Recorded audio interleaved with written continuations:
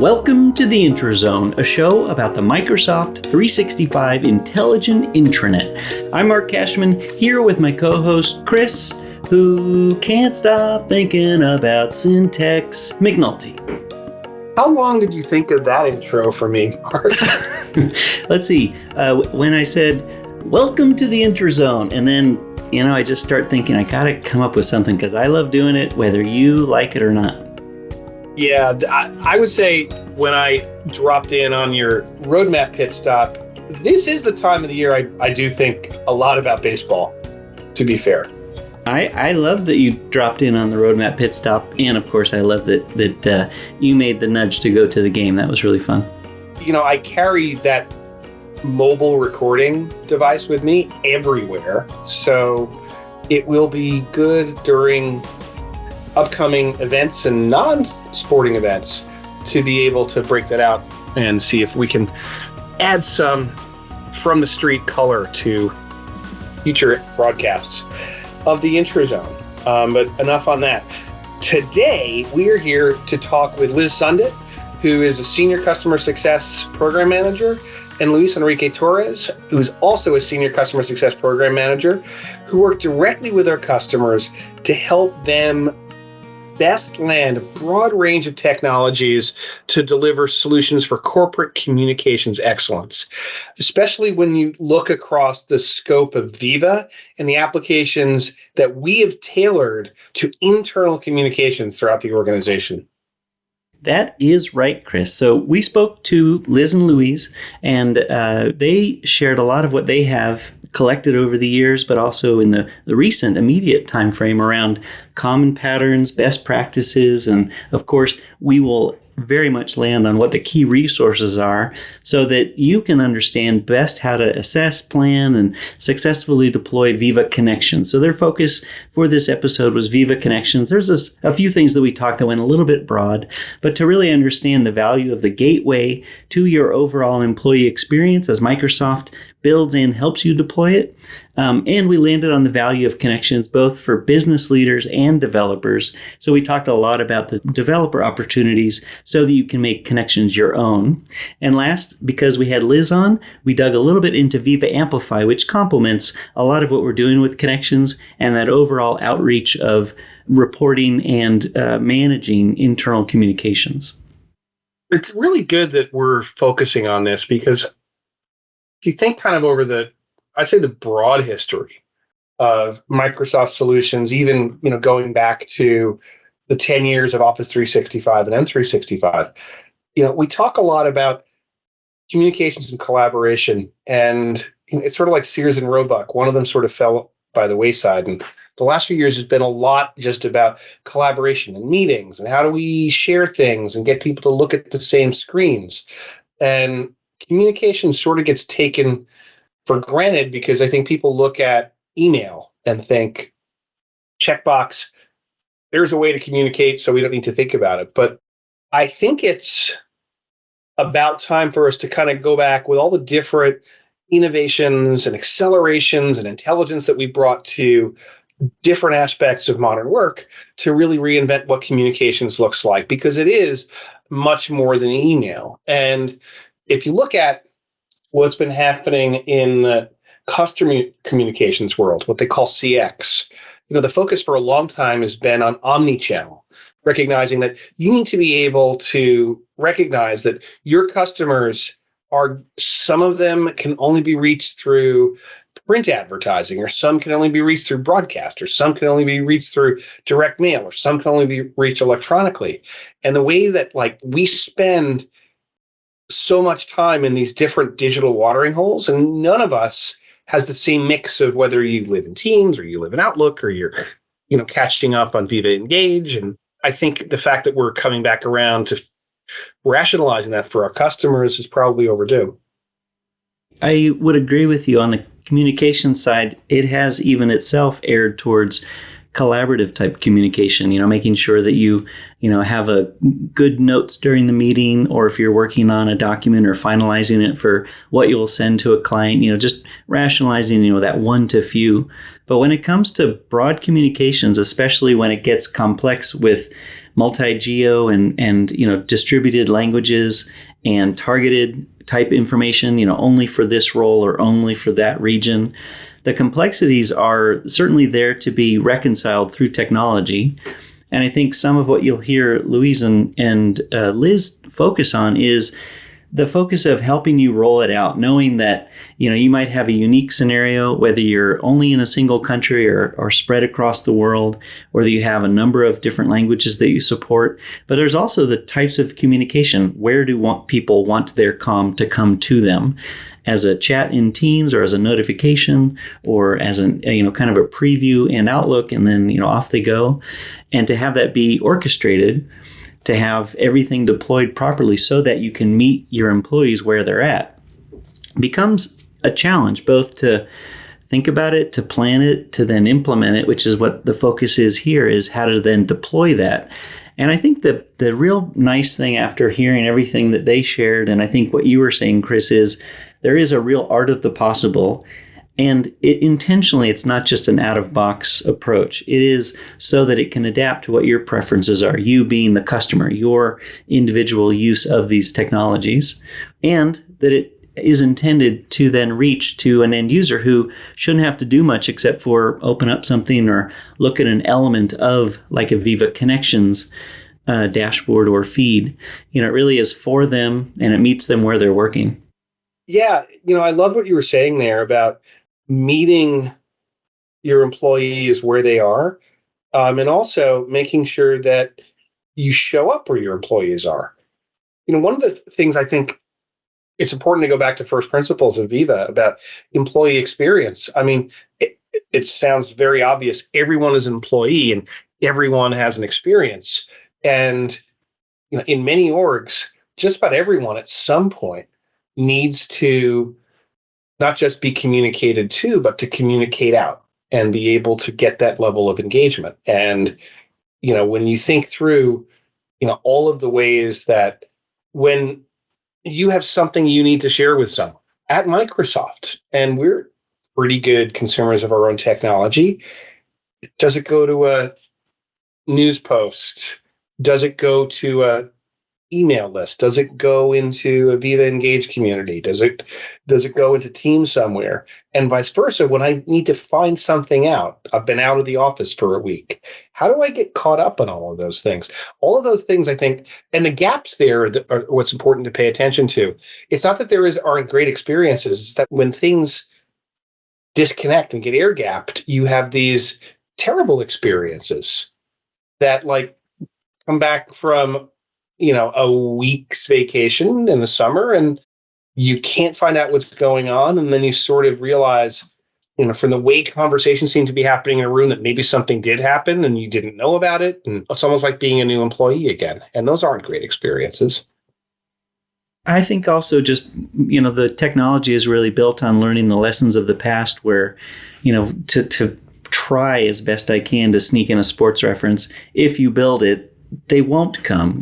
Just because you stand up a nice portal doesn't mean people are going to show up and actually use the thing. Or if they do, it really needs to be engaging. It needs to be dynamic. It needs to be a two-way conversation. And I think, meet the employee where they are, but also give them a voice. We've heard that loud and clear that, I may have a question, or I may have, like you said, wanting to catch up, but not necessarily because somebody's delivered those materials to me, but I want to be able to find it myself. I think there's a lot that portals of the past dictated a little bit of what we, are able to do now with standing up a really nice looking site and effectively making it so that it's personalized. But then the step beyond is rolling it out right so that it is something that employees want to go to. And certainly if it's built, it needs to be adopted, so that people do use it. For sure. So people have heard me attempt to communicate enough on this podcast today. We probably should bring our experts in here. What do you think? I think that's a wonderful idea. Let us give them the speaking gateway to come on to the Interzone. Here is our segment with Liz and Louise.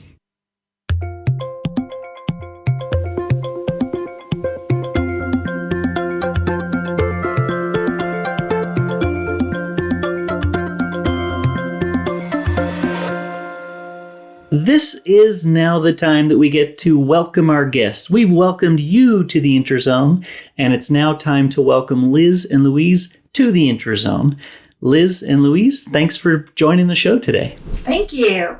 Thanks for the invite, Mark. I'm so happy to have you here, both because I know you both, and I also know that what's filled in your heads is what our audience is going to love, to learn not just what this Viva Connections thing is, they know what it is, and we're going to move past that, even if you tell them some of the coolest, latest features. We're really going to dig into deployment, adoption, and how you can best roll it out for the greatest success that Viva Connections can bring to you and your broader organization. But before we get into the technology, Liz, starting with you first, can you just give a sense of who you are, your background, and maybe one of the things that gets you up in the morning with Viva Connections? Sure, Mark. Thank you very much. So I have been at Microsoft for almost 5 years now. I was an MVP and a partner before joining Microsoft, and always worked on a lot of intranet type of work, building those out and making sure that everybody knew how to use it and increasing adoption throughout many companies. That's kind of where I started and got my home in that. And so when Viva Connections came out, it just made sense. So, for me, it's great to be able to work on, additional products that are going to drive into Viva Connections. And so that's what really, drives me, and working with customers every single day is what I get up for in the morning. And I have no problem doing that at all. I'm glad that your customers wake you up. I hope that they don't wake you up with too much banging on the door or anything like that. Louise, can you give us a little background on your connection to Viva Connections, but also just a little bit who you are and what you do at Microsoft? Sure, of course. My name is Luis Enrique Torres. I am a 24-year veteran at Microsoft. I've been for 5 years in the engineering team that develops our collaboration solutions such as Viva Connections. And I've spent most of my time here at the company working closely with customers to help them envision their business needs, translate those into technology, deploy them, make them real, help them adopt, and in general, take advantage of the technology they're getting through Microsoft in order to achieve business change that is meaningful to their organizations. I got involved with Connections from the very beginning, and the main thing that called my attention to it was how easy it was to change the conversation into actionable activities. When one is in your day-to-day, when you're day-to-day in your job, in your work, there's all this information that's coming your way, and it's sometimes hard to get to the core actions that you need to do to be successful at your work, but also to be successful at your life with the opportunities that the company provides to you. And I found Viva Connections to be a very exciting technology because it allows companies and HR departments and comms departments to build that story, to create that interface so that every employee in the company can easily connect to the applications. So that excited me about it, and that's why I've been working with Viva Connections engineering team, with Liz, and with our customers for quite some time on Connections. Beyond the Viva Connections experience that you both have had, you're nearing 30 years of expertise in this mind share in this podcast. And I'm just going to add 1 or 2 years of lightly knowing about Connections so we can cross that 30-year mark. Now, with what you were just sharing, Louise, you're giving us a sense of what Viva Connections is. And maybe between the two of you, we can ground that. Not so much exactly what Viva Connections is, but what is Viva Connections today in the context of the Viva Suite, in the context of Teams, just to give that little beyond 101 of what it is now. And then from you or maybe from Liz, just to hear of some of those customer use cases and some of those things that are making Connections really pop when they're rolled out and deployed at scale. Either of you want to start just that sort of 102, 201? What is Viva Connections? So, what is Viva Connections, and what is its positioning in the business landscape, and what is it for? From the very beginning, we envisioned Viva Connections as a member of the Viva suite of employee experience products and technologies, and this particular one would be your gateway, an employee's gateway into a modern employee experience, and would be designed from the ground up to keep employees engaged and keep them informed. That meant, among other things, going to where employees were, and that was why we started with a very tight focus on mobile experience because we wanted to make sure that employees would get connected to this new world of the employee experience from everywhere, both their desktops, mobile, and now tablet devices. It is a customizable app in Microsoft Teams, and while every single Viva app has its own value that provides to the overall corporation, we believe that Viva Connections, its distinguishing feature is that it allows organizations to create a personalized destination to those other Viva apps in the organization. So in that sense, it will be a gateway to the end-to-end Viva employee experience, but also to any relevant news, conversations, and tools that employees need to succeed on their day-to-day basis, or simply to keep their lives moving on with the benefits that the company provides them. And that's basically what we designed Connections for. And I'm sure we will delve into some of those examples. But ultimately, we believe the one sentence summary of it would be, it is an employee's gateway into a modern employee experience. Which gives us a gateway to Liz. When you see, beyond the definition and the rollout, and the gate is creaking open, which is, of course, we oil it really nicely, so it's a warm, welcoming gate. What do people then do? Yeah, so, I always like to give my customers examples of things that they could do with Viva Connections. And so a couple of the examples that I have talked to different customers about is, wouldn't it be great if you had a card that allowed you to request time off or see your schedule that you are, going to be working for the next week, all from your mobile device? So Louise brought up the mobile aspect and being able to look at all of those actionable items right from your mobile device. And those are some of the examples that I give to customers quite often is, hey, you're, away from your desk, or maybe you're spending time with your family, and they say, we want to spend, this particular weekend in August with our family at the lake cabin. Okay, really easy to be able to go on your mobile device, be able to click on something that says, hey, I want to request time off. If you have that in your Viva Connections experience, and be able to do that right in the moment that you're thinking about it. And you don't have to, do a mental note of, when I get back to my desk and I'm busy and all those kinds of things, and then, forget, or it's days later and having to put that request in. You can do it right in that moment. And that's what makes it very, very powerful for people to be able to use it. I know I found myself even going into Teams and using the Viva Connections experience to pick up news events that were going on because I don't have time to look at, our corporate intranet. What is that news? But hey, maybe in my downtime, while I'm, relaxing on the sofa, or maybe, hey, I'm traveling or something like that, being able to take in some of those news articles. And I can do that right from my mobile device. So that makes it really, really easy for our customers to start figuring out what news do we bring to our employees and what apps and services do we bring to our employees. It's going to be right in their fingertips.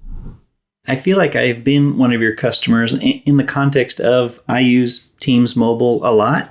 And I took on, I think one of the suggestions, I think maybe I saw you, Liz, had posted or a little while back, where it was one of those things as an end user in my Teams Mobile, I can make the Connections app one of the top level buttons, so it's always visible to me. And so I can't remember which one I dismissed, but one of the ones I don't use so much in Teams. And I brought Viva Connections literally front and center in my Teams Mobile app experience. And a lot of it was because I wanted to get to those new adaptive cards that our IT and HR team had rolled out for us. And it was just a click away. And in that instance, because I up-leveled that button, it was even less of a click away. And I think a lot of the work that you and Luis do is that you both are very involved in how is it that people can understand this product in the greatest way, and then passing that along to success that others then can take so that they plan and roll out and deploy both what can the product do and then how can I best get it in the hands of the end user for the success of the whole organization. If they take on Viva Connections, that's a big decision, but then rolling out has a lot of how do the employees actually engage with it.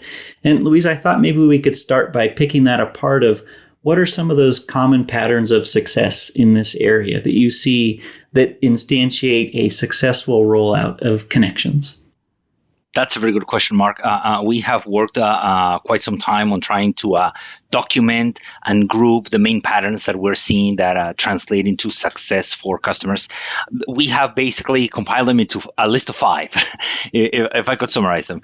The first one is successful customers have realized that a secret to having their users and their employees constantly using connections and getting value out of it is to focus on daily or a weekly usage cadence. The question on their mind should be, what should I do? What should that Viva Connections dashboard have in order for my users to see value at least once a week and hopefully several times per week? And answering that question means doing user-centered design, understanding your users, seeing what they need, seeing what they want, seeing how they should be using the experience and what would bring them the most value. But just flipping one's mind from a monthly or to whatever cadence into a daily or weekly cadence does wonders for the company when it starts planning how to make this real. And I should mention at this point that Viva Connections has some awesome tools to help with this, including some analytics reports that will help admins see what the cadence is and how their users are using the tool on a weekly and a monthly basis.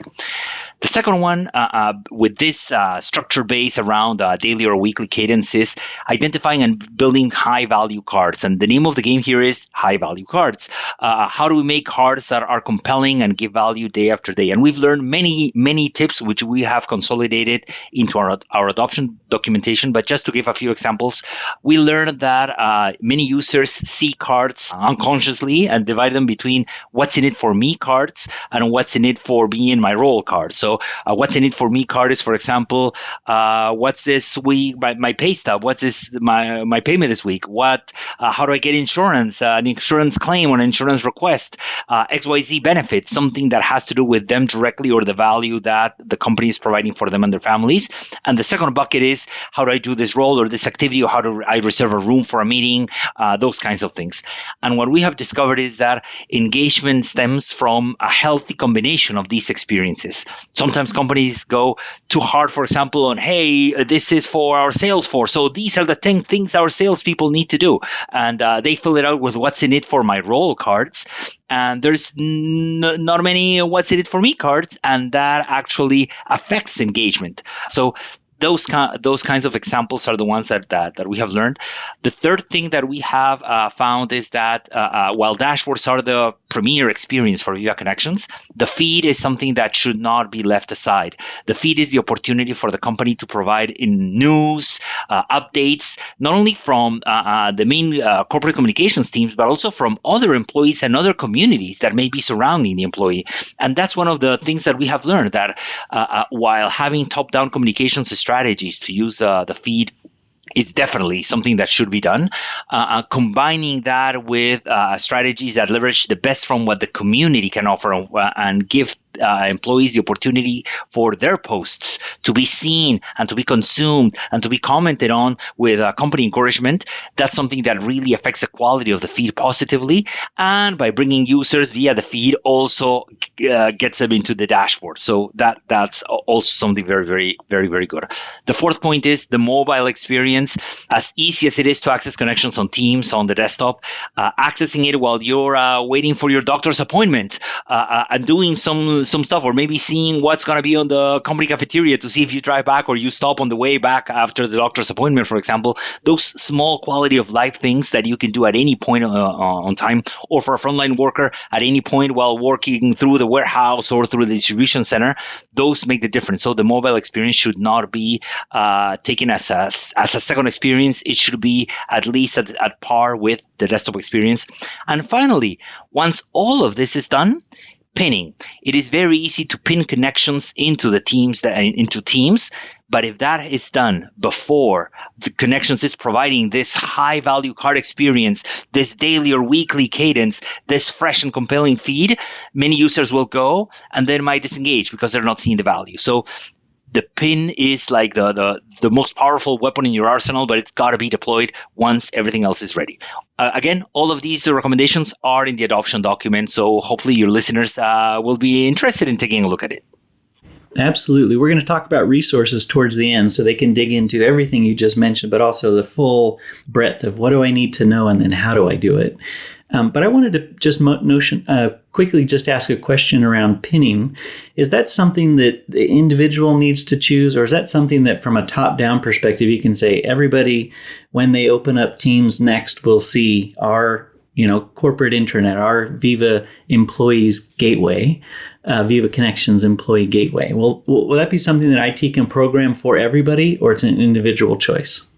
So that is something that you program from a IT admin perspective, and actually a Teams admin function. So it would be somebody that in Teams that would say, hey, where do we want it pinned in that Teams rail for all of our people to be able to go into and be able to see on the desktop devices. And then from a mobile experience, you have the option to, move your pins around based on how you want to work in that mobile device. So it is one of our best practices, one of those recommended practices that I always like to talk about with end users is, hey, make sure that you pin that mobile device to the top, just like you were talking about, Mark. It's front and center. You're going to go back to it, all of those kinds of things. Otherwise, sometimes it gets hidden under that ellipsis or that ... that doesn't bring it front and center for us. So with all those patterns and tips and tricks, I know there's one area of interest that is really focused on how people thought about the intranet or sites in general in the past. The number one question is, can I customize it? And with something like Viva Connections, it maybe isn't as clear that it can be extended. But to answer that question, if we were to first, Luis, turn and answer that question, if we have a developer out there that is asking how customizable is the Viva Connections experience, what would we say to a developer? So what we would say to a developer, Mark, would be that we have designed the Viva Connections dashboard to be a canvas that developers can customize to create a curated experience that makes sense to the employees in the company. And that is our core customization area. The dashboard is composed of adaptive card extensions, or ACE cards, which use a format based on JSON, which makes them very accessible even to casual developers. And it allows these developers to create experiences that can be targeted to audiences depending on specific SharePoint groups or AD groups that are used within the company, thus making for custom experiences depending on where the user is in the organization. A couple of very interesting things about these cards are, number one, that the structure for the card and the technology for the card allows for a seamless transition and availability across the multiple canvases that Viva Connection supports. So this card is accessible via the desktop on Teams. It's also accessible via the phone, the mobile experience, via the tablet experience, and it's also accessible via the Viva Connections dashboard web part within SharePoint. Speaking of SharePoint, many of the developers that are coming into Viva Connections are developers who have had a significant SharePoint framework experience. And when you combine adaptive card extensions with SharePoint framework, you get an extremely powerful solution that goes beyond web parts for the scenarios for which Viva Connections is best. For example, what I mentioned, the multiple canvases and the multiple platforms from which it would be running. But one thing that I really, really like about Connections, about the Connections ACE cards, is the fact that they have been designed with action in mind. They are not like an open space like SharePoint framework web part in which you can do anything. They are more focused towards what action should this card enable, or what information should it provide this user. When they click it and a second screen opens, what valuable information would come from there, or what action would be triggered. This makes Viva Connections development be very useful to use, and be very rewarding to developers who are creating an experience that will immediately give benefit because it is action focused. I've seen many developers that have started using Power Apps to put into ACE cards as well, and even more extensible in terms of how do you get a great solution up and running very, very quick when you're already using something that's, adjacent to some of these adaptive cards being built already. And I would also just say that in terms of there's great work that is being done by developers across many, many different organizations, many different companies, but there's also organizations that don't necessarily have those developers. And for that, it's great to be able to look at our catalog of partners that already have cards that are available for the ecosystem to be able to use and curate, customize all of those types of cards that are already out there and bring them into the fold of their organization and take advantage of being able to use them right away without having to do much development work at all. So there's also those, that great catalog of those pre-made cards, third-party cards that are available, as well as Microsoft having a set of cards to get started with being able to use Viva Connections.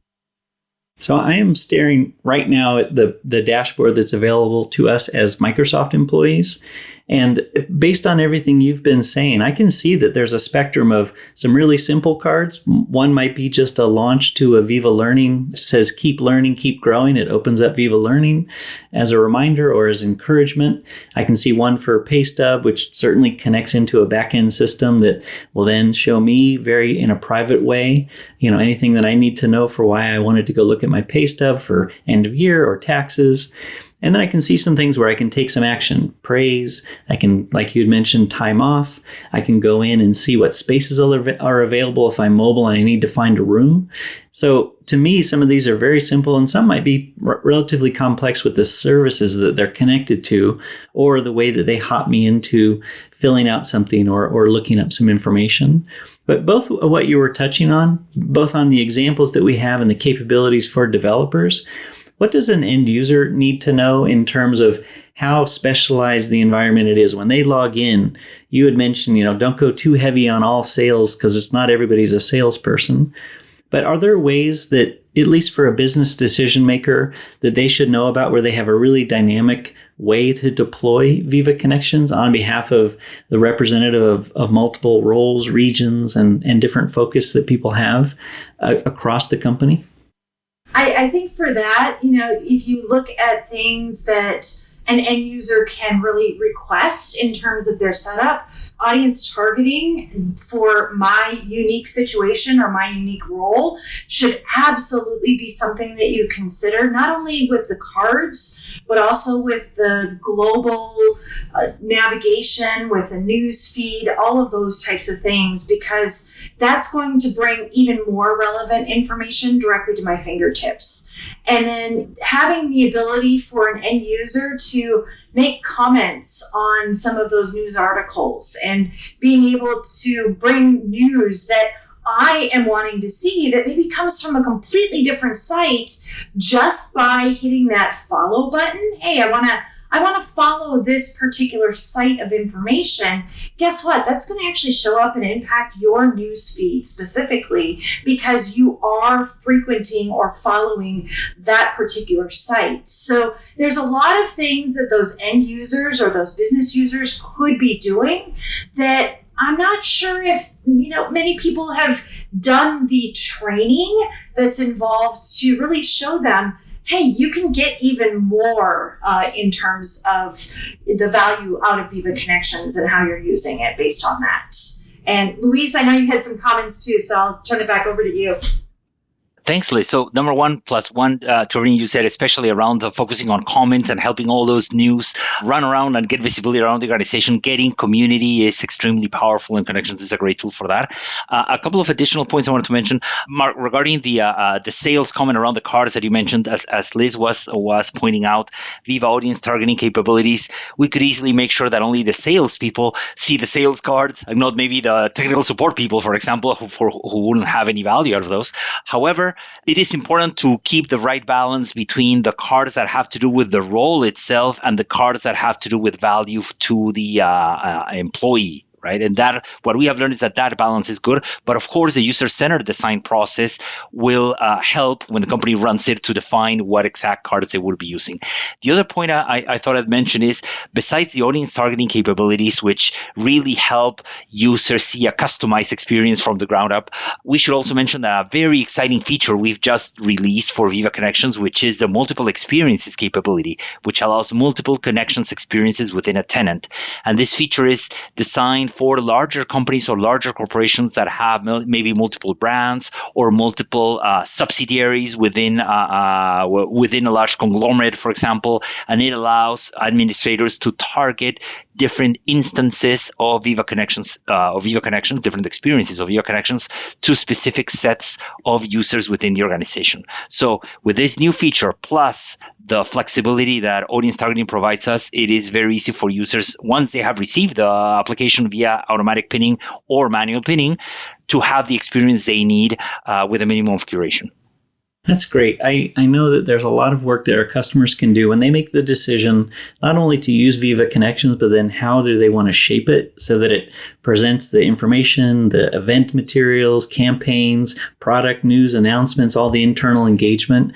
Those two key areas of the dashboard being something that can be targeted and rolled out specifically in a way that the company wants to, the value of the feed that basically knows who signed in, what are they working on, who do they know, and it's that Microsoft graph coming based on everything that Liz was saying with followed sites and news, and it being a rich canvas for a lot of content to flow through. If we were to shine a light on one example, and maybe some of what we've already covered, we can kind of ground and land in how they rolled it out. I know of one specific customer example that you both were working on and have been involved with the Sabre Corporation, CBRE, and they published a case study, and I wanted to work off of that in the context that we now have. Maybe Liz, you can start by shining a light on how they implemented Viva Connections, some lessons learned, some ways of deployment, ultimately to hear a little bit about what they found to be the most successful portions that helped them roll it out. Not just technically stand it up, but to actually get engagement. If you have any feedback there on that specific case study and some of the unique things that we can share that they made. Yeah, I think it's really important to understand CBRE first and foremost. And so just taking a little bit of a step back, they have many employees that are highly distributed across the United States and even other countries. And so their workforce, by and large, does not live and work under the same building every single day. And in fact, many of their employees we are greeted by when we step into a Microsoft office. They're the ones that, check us in, and they're largely on, different systems. Whoever they're contracting with for that building, whoever they're working with, they are on their systems.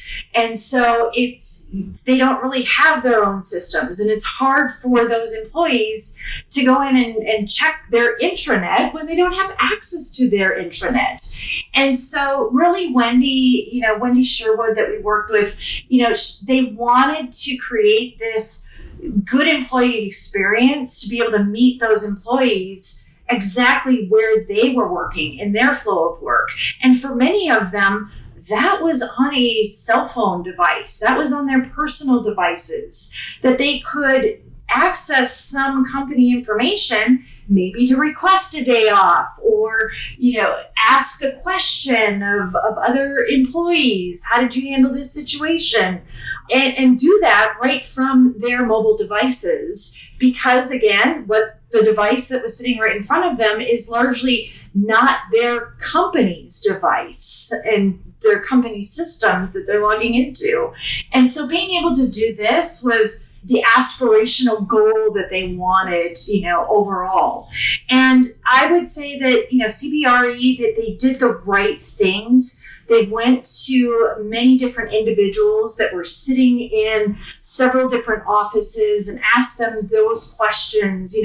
What do you need the most out of, your intranet? What do you need the most out of a Viva Engage experience? What do you need the most out of a Viva Connections experience, to bring all of those experiences together into what they call the employee experience? And so they went about it in terms of doing a very rigorous pilot where they had a lot of these ideas that they planned for what was going to be on their dashboard, what was going to be in their global navigation, what was going to be in their newsfeed articles, had people set up to be able to provide that governance behind all of those decisions that they were making, rolled it out to small portions of the company, so just the communications and IT department first, and then they started, experimenting with some of those larger groups and targeted groups, as well as eventually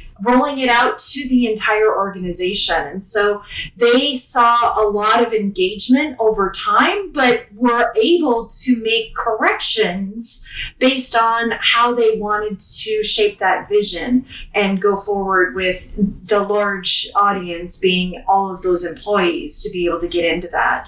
And I think they did some great learnings, some great things that we have highlighted in the case study, as well as, just learnings from what we've talked with the people there, including Wendy and her team. And, they're taking it next level now, working with the Viva Amplify teams and as well as the Viva Engage teams to bring even more into their Viva Connections space for those employees to have those experiences overall. So they're taking advantage of a lot of stuff, but still very much focused on that prize at the end, which I think they're there or have gotten there. Let me jump in on that, because that's definitely helpful.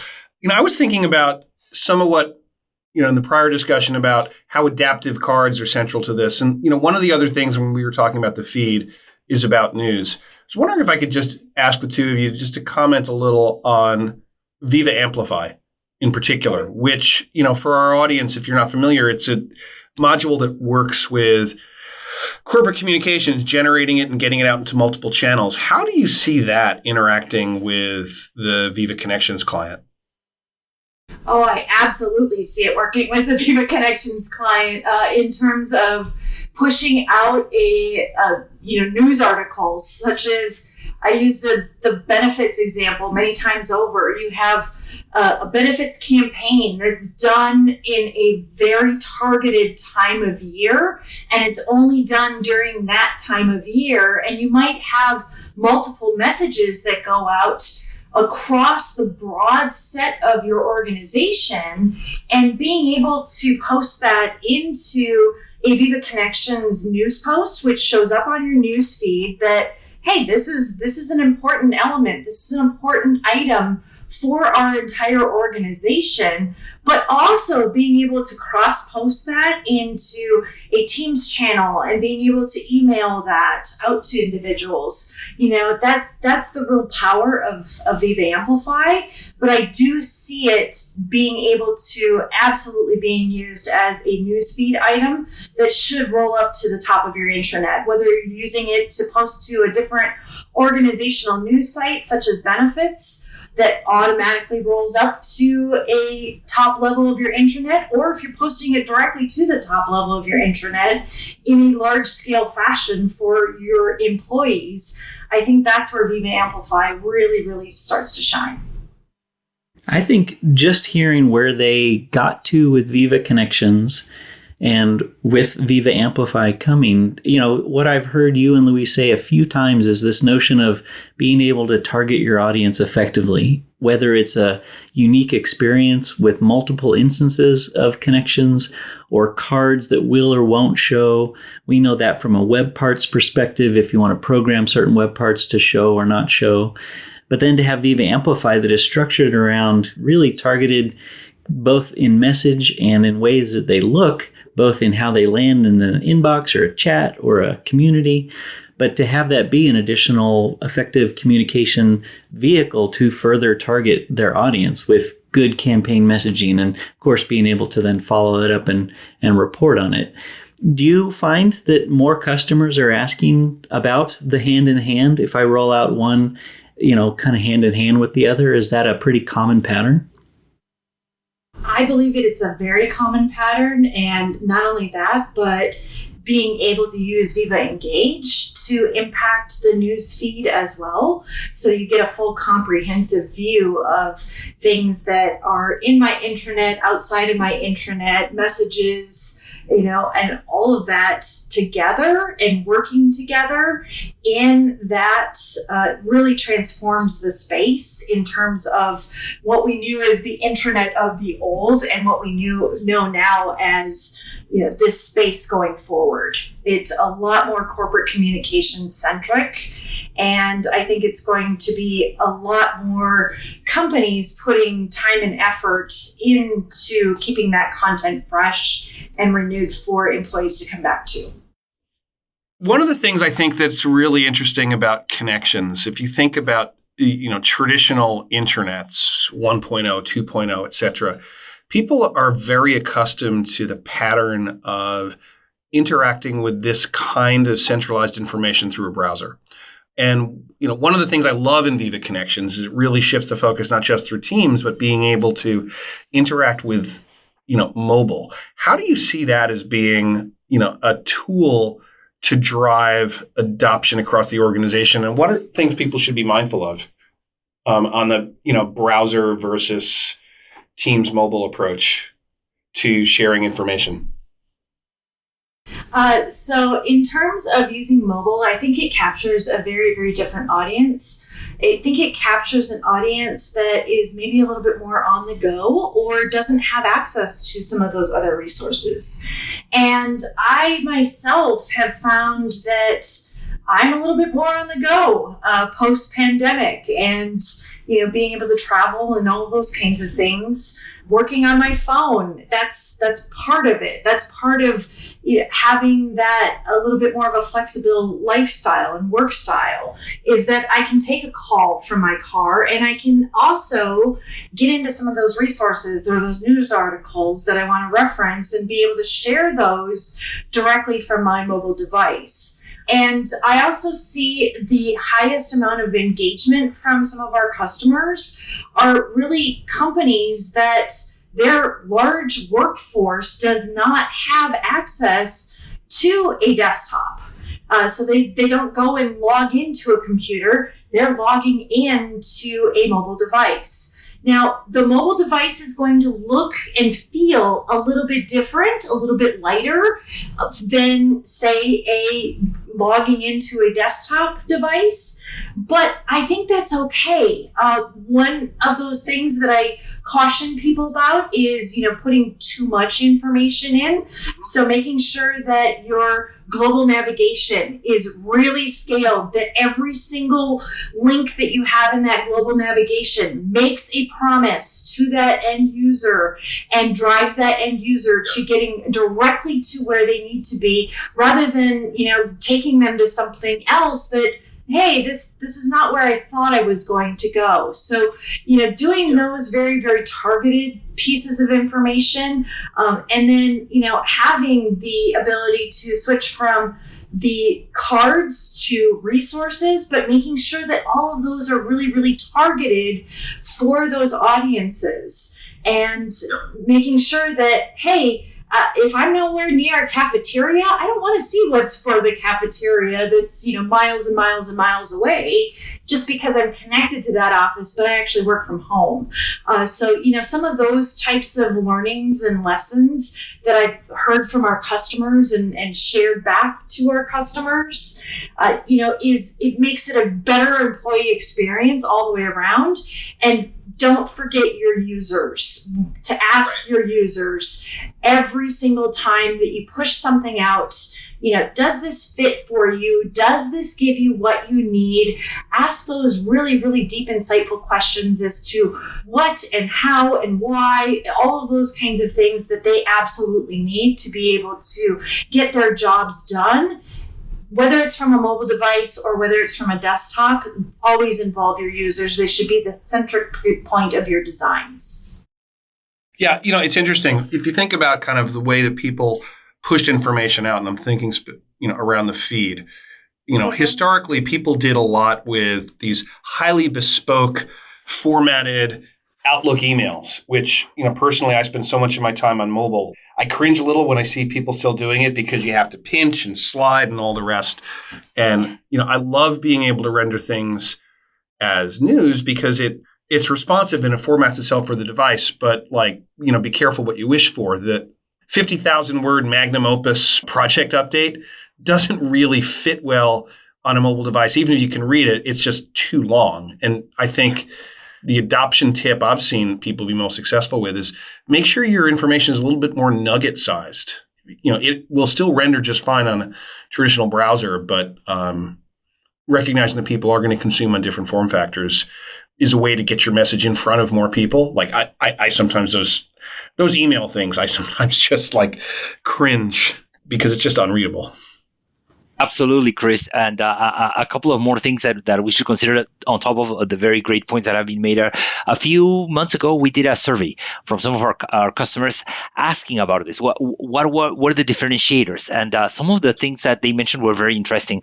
You already talked about the pinching and all that. They said that the swiping experience when accessing information was so much better for the kind of loaded information that we would be receiving in nuggets.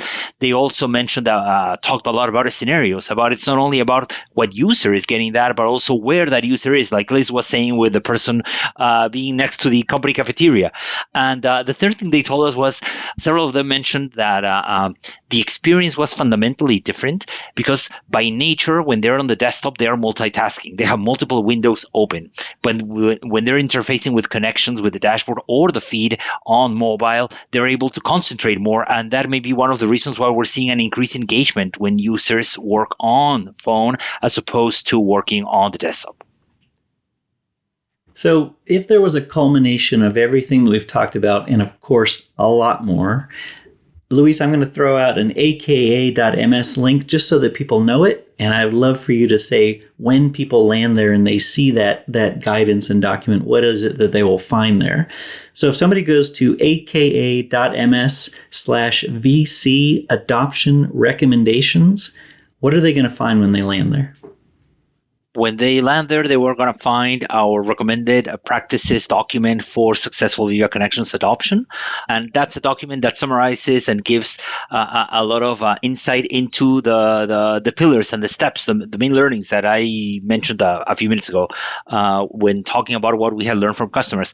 We did a lot of research, interviews. We worked with customers in our early adopter programs, and we compiled what we had learned, and we put it into that document so that customers who are starting on the Viva Connections journey know how they need to think about the dashboard, know how they need to think about the project in order to achieve deep, lasting engagement and user value. And Liz, if somebody goes to our adoption.microsoft.com site, they load up the page adoption.microsoft.com/Viva/connections. What is it that they can find there? Oh, they can find a lot of different resources there. Things that we start out with for every single piece of Viva modules that we have out there. Email announcements, posters, news post samples, all of those types of things. But then, what are those recommended practices? What do we have in terms of a project template? What does that look like in terms of what we need to do and who's going to do that? As well as Luis's adoption guide and, some other resource and reference materials that are out there to be able to help people not have to recreate the wheel and recreate some of these types of things. But I'll tell you, our customers get very very innovative with some of these materials as well. And I just wanted to point out the best one that I saw was a very simple poster, and all it had was the word curious and a QR code that was easily scannable by different people throughout the organization, right from their phone. And that gave them a 30-second video that introduced what they were going to be getting and made them very, very excited for it, and made them feel like they had some skin in the game, and things were coming, and they were being heard. So it's taking advantage of those as a starting point and then innovating from there, I would say. There's one instance internally that I'll kind of keep pretty simple, but the notion was pre-Viva Connections. There was, from the HR and IT team here at Microsoft, a Power app that was produced for everybody at Microsoft. You load in, it knows who you are, but then it was pretty well programmed to different sources of information. And they just have recently closed down that application because it's no longer needed. It's all now in Viva Connections. Various cards are now available that app was doing, but no longer needs to. So it was also a time saver from a management lifecycle of an application. It's now just a part of Connections versus a separate and often maybe sometimes a siloed application. So I think it also helps centralize a lot of what you were saying on where people go, but that it's not then multiple places that they have to go. I want to just wrap us up here, both in saying definitely check out the case study. A lot of what you heard Liz describe is in images. There's a video, of course, links to learn more about Viva Connections. We'll have links to all those great resources that Liz and Louise and others put out there so that help you with best practices and things to maybe avoid so that you get the deployment right. But to Liz and Louise, we want to thank you for your time, both for being on the show today. Thank you for being on the Interzone, and of course, the diligence that you both do with customers and partners to guide them in the right connections direction. So thank you very much. Thank you. Thank you so much for the invite, Mark and Chris. Now I can take one more thing off my bucket list. I hope that's a really long bucket list. We don't want the Interzone to be the last part of your life.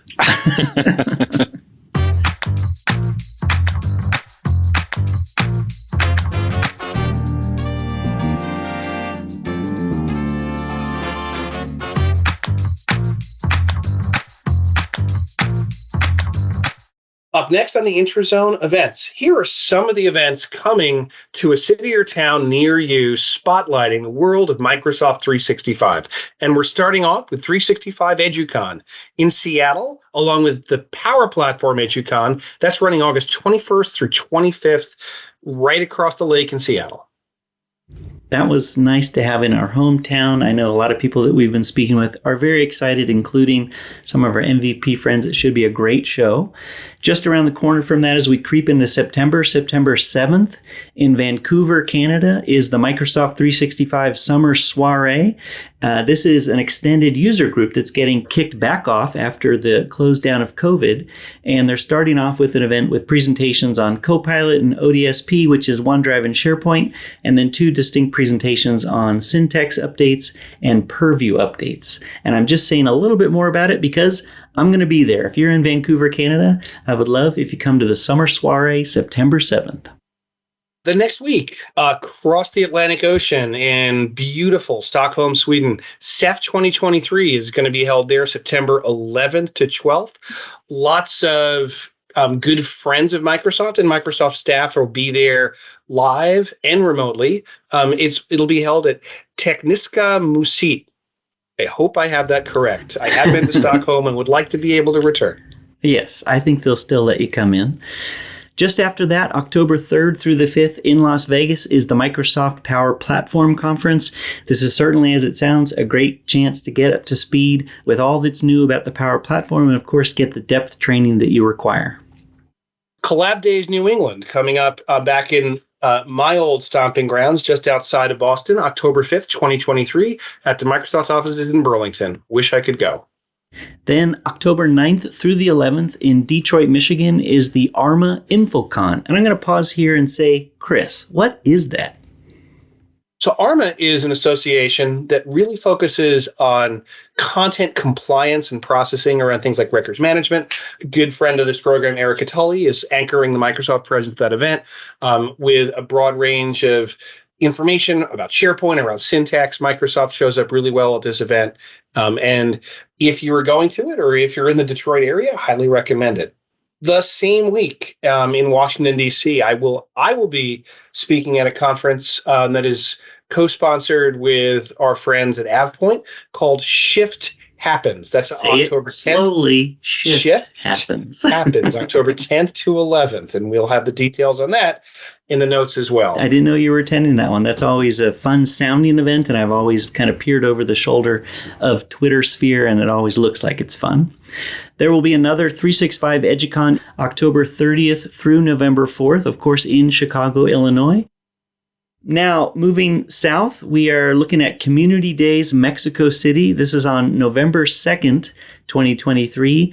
And in Mexico City, it is being held at the Hotel Galleria Plaza Reforma. It is a community day, so expect a lot of wonderful speakers and a day of sharing and caring.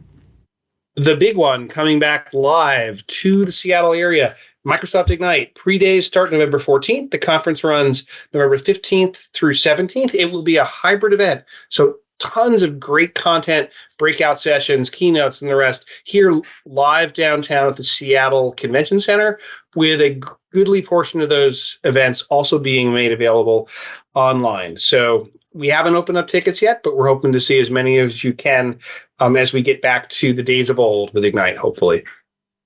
Now, where registration is open is the European SharePoint Conference. This is November 27th through the 30th in Amsterdam in Netherlands. And of course, as you would expect, this has got a number of keynotes. One of those will be Jeff Teeper. And we're planning right now with the team what the Microsoft-led sessions will be and mapping that to what the MVPs and community leaders are going to be presenting. Always a fun conference, always a wonderful conference team. And if you're in that area or you're looking for an excuse to go to Amsterdam, European SharePoint Conference, November 27th through the 30th. And rounding out events, I'm sure there'll be more as we get further into the year. But why not talk about something 4.5 months from now?